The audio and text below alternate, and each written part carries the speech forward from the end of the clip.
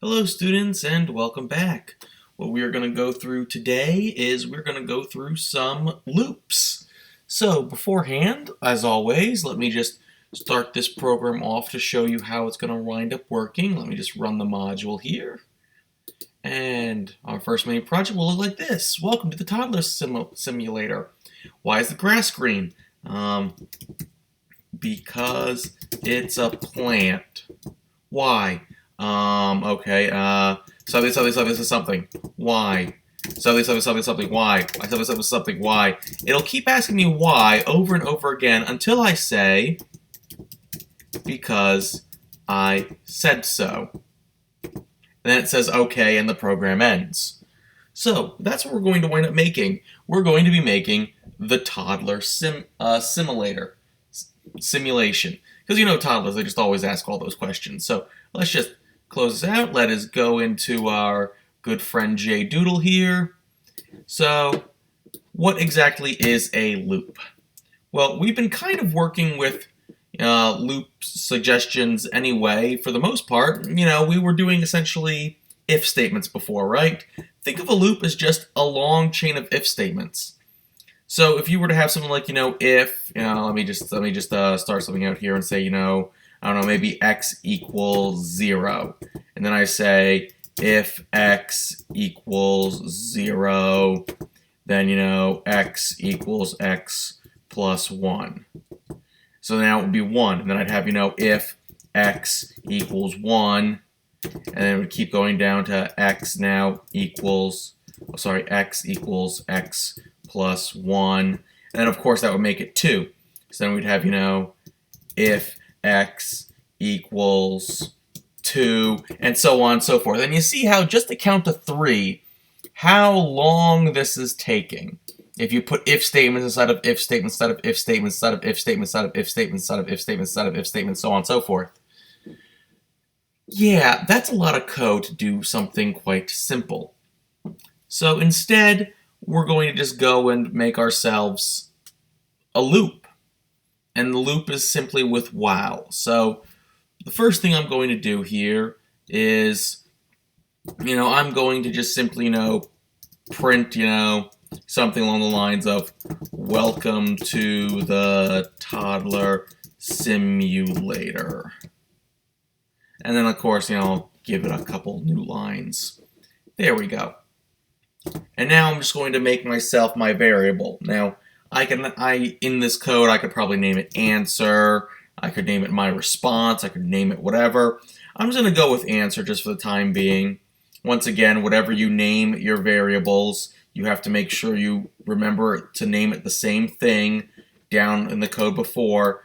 This is where you're storing your data. I feel like I need to remind people of that after looking at some of the midterms.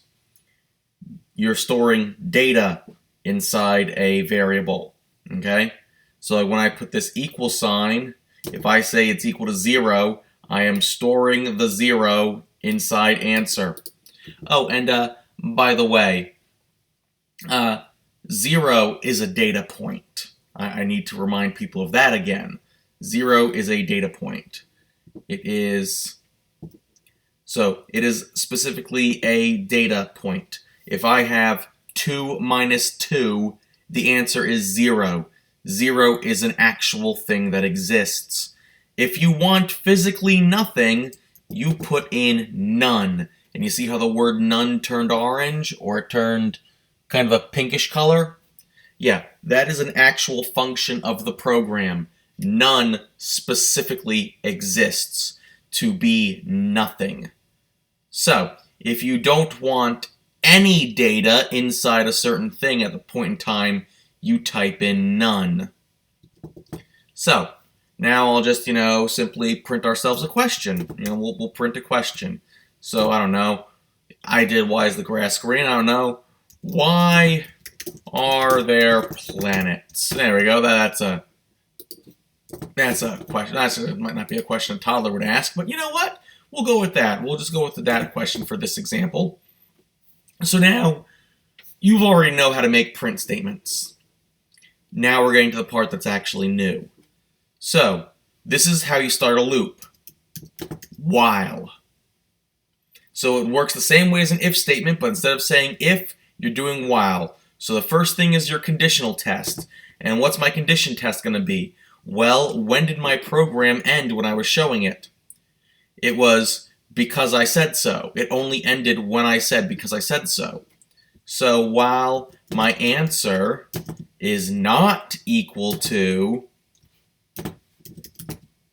because I said so, and of course, much like an if statement, I have to put the colon at the end, to therefore when I hit enter, it goes and indents and puts it inside. So this line belongs inside that while. Then I'll just put, I'll give them another choice.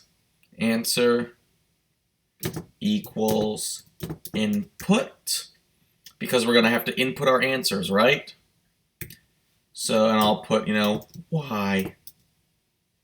And you know what? I'll even put a little slash tab there for it. Whoops, wrong slash.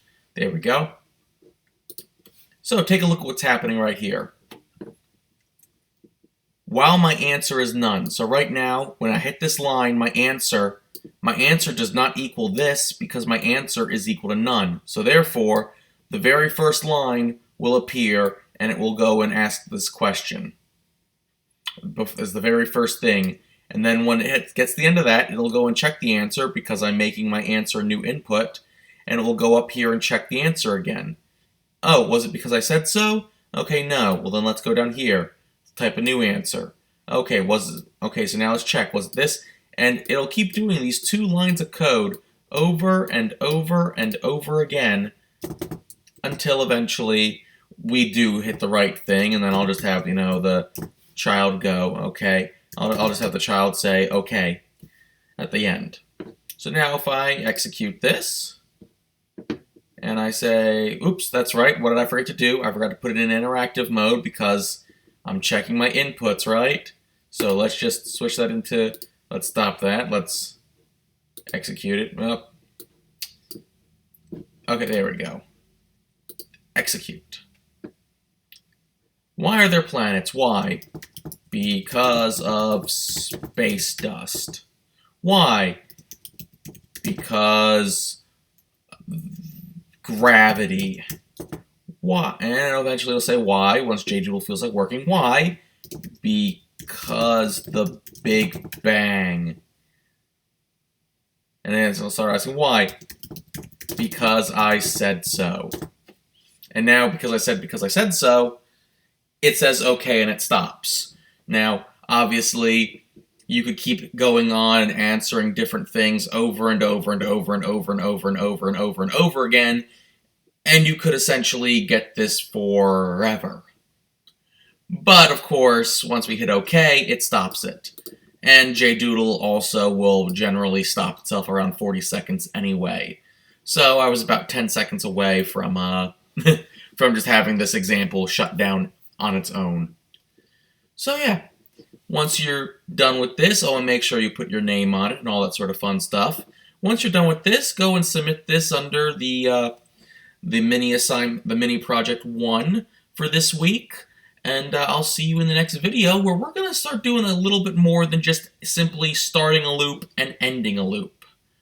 So, see you then.